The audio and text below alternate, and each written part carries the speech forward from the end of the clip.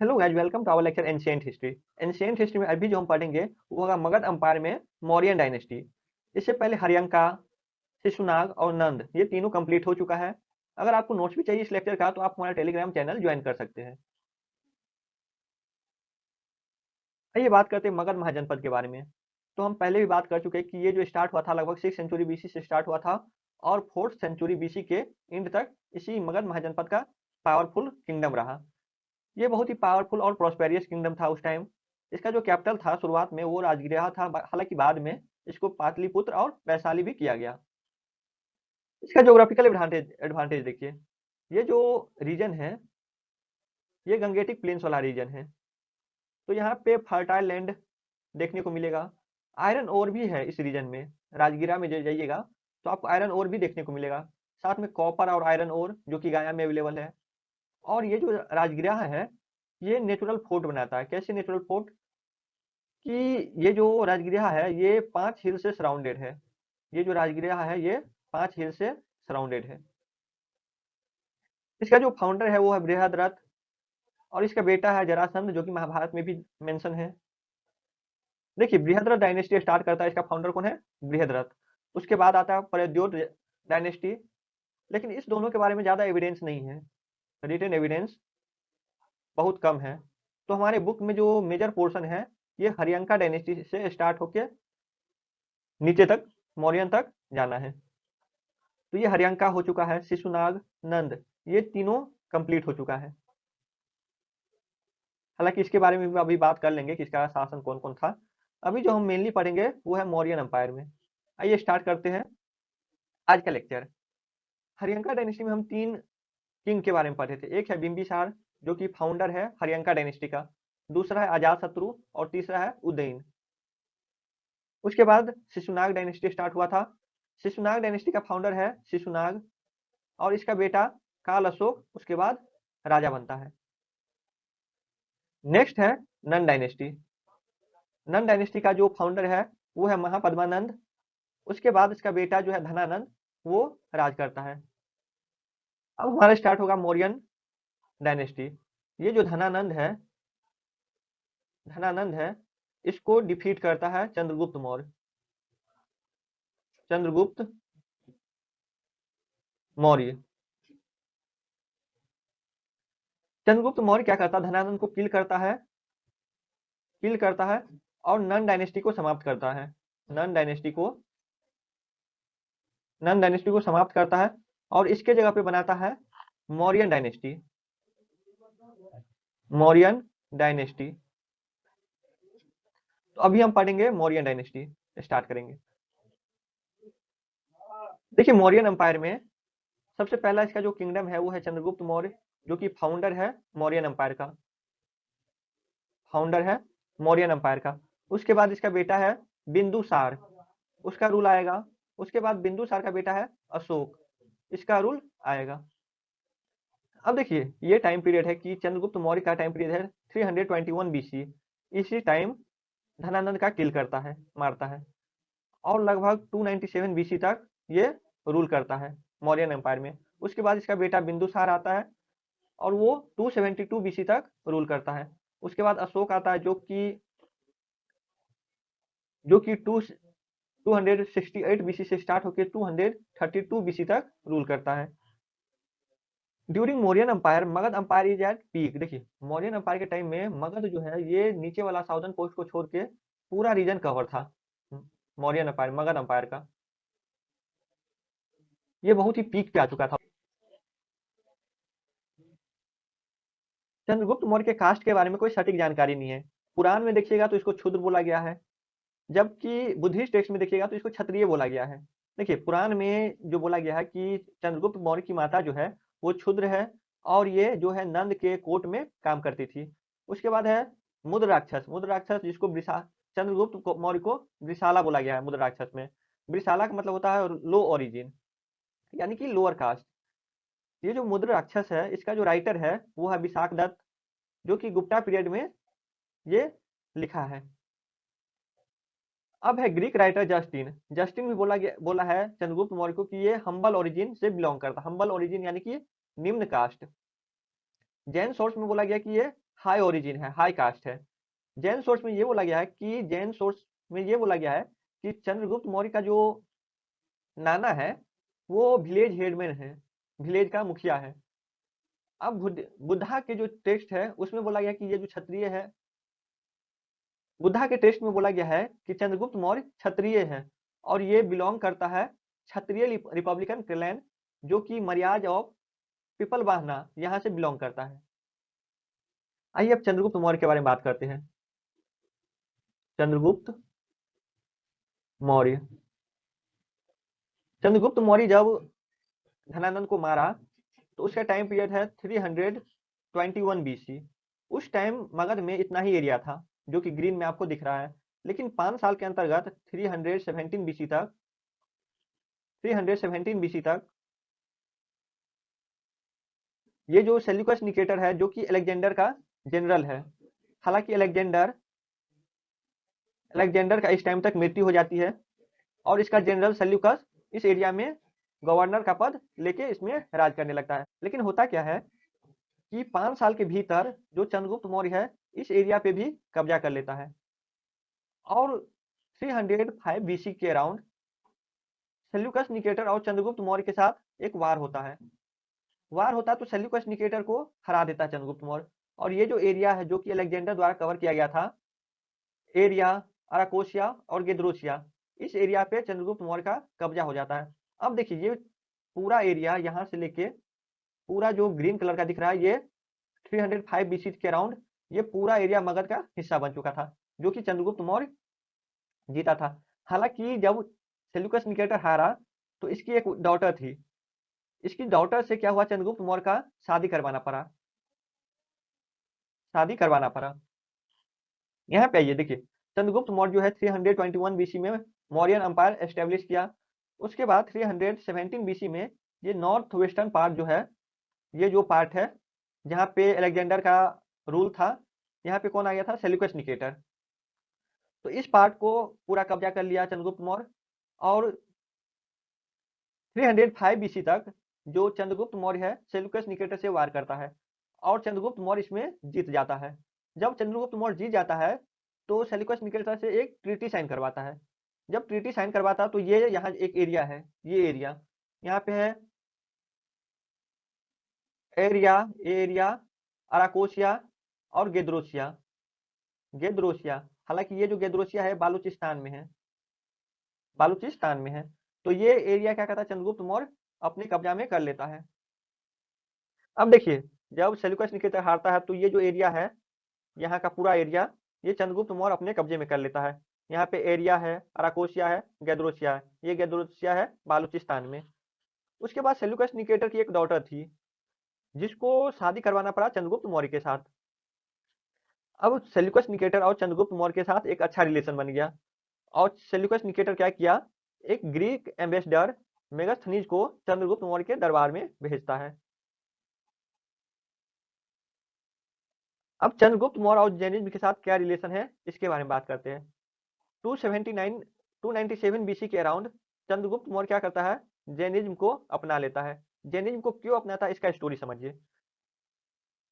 एक जो भद्रबाहु है, जो सिक्स्थ जैन थेरा है, जैन थेरा भद्रबाहु, ये प्रिडिक्ट करता है कि मगध में 12 साल तक एक सीरियस फेमाइन आने वाला है जो कि गंगा वैली में रहेगा, मगध एरिया में रहेगा।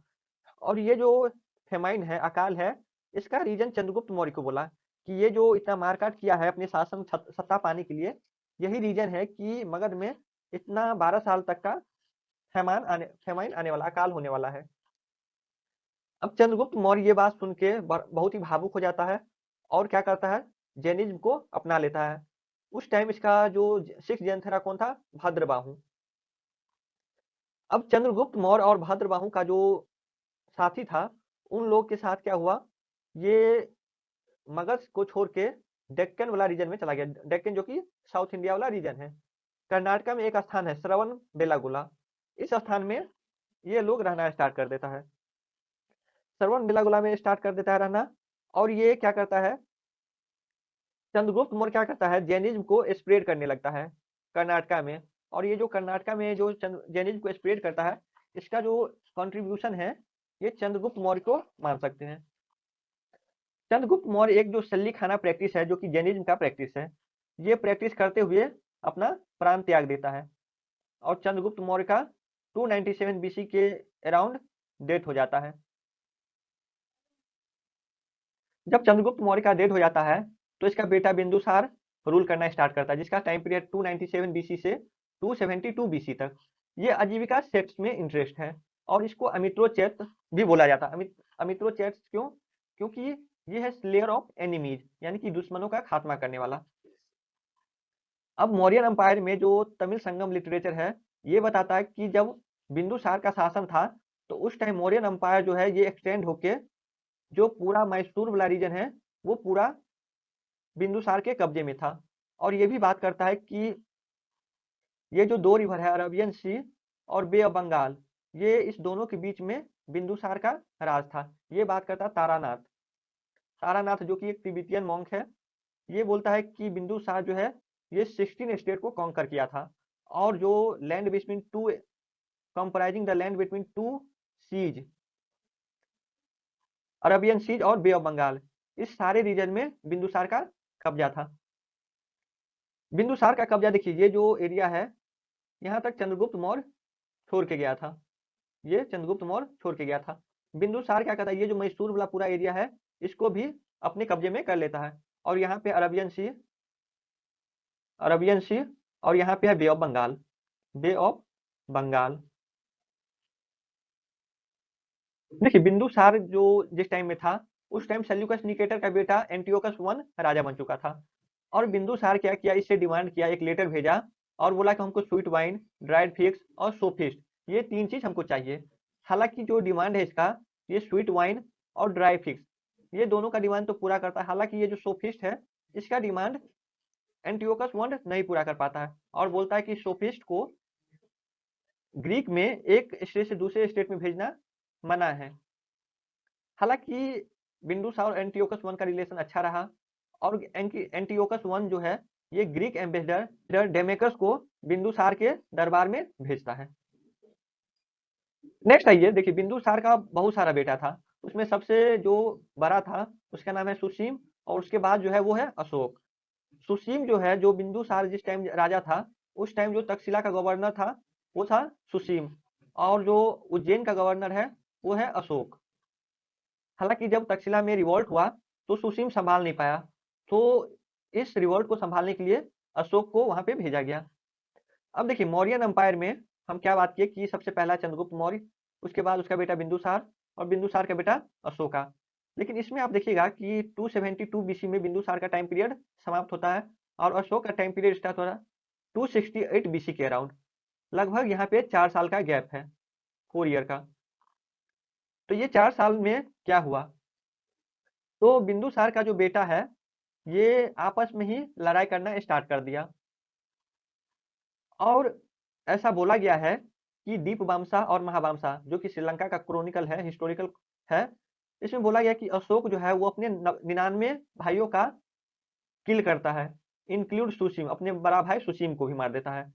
एक को छोड़ देता जो कि सबसे छोटा भाई है तिस्सा, इसको छोड़ देता, बाद बाकी 99 भाई को मार देता। ये कहाँ पे है, दीपवमसा और महावमसा में। हालांकि ये कितना सही है और कितना गलत, इसकी जानकारी सटीक नहीं है।